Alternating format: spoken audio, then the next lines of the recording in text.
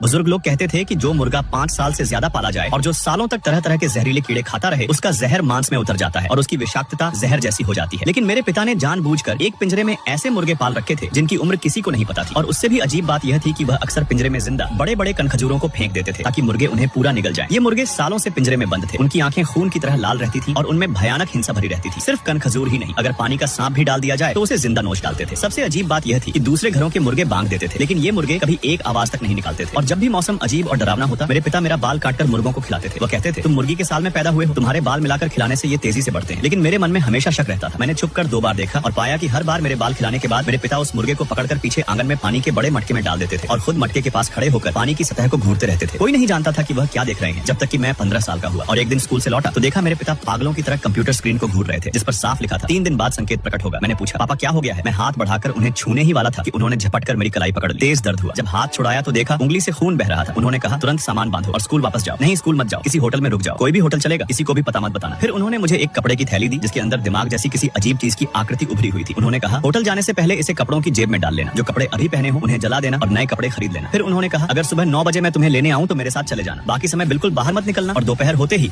वहां से निकल जाना। मेरी नोटबुक में लिखे पते पर अपने बड़े पिता के पास जाना। उन्होंने मुझे एक चाकू दिया और कहा, अगर कोई तुम्हें पकड़ने आए तो पूरी ताकत से वार करना और तुरंत भाग जाना। इतना कहकर उन्होंने मुझे बाहर धक्का दे दिया और दरवाजा जोर से बंद कर लिया। मैंने कितना भी पुकारा, उन्होंने पलट कर नहीं देखा। उन्होंने कहा, याद रखना, अगर कोई परछाई में खड़ा होकर तुमसे बात करे तो जवाब मत देना। मेरी बात मानो, वरना मुझे अपना पिता मत मानना। मजबूरी।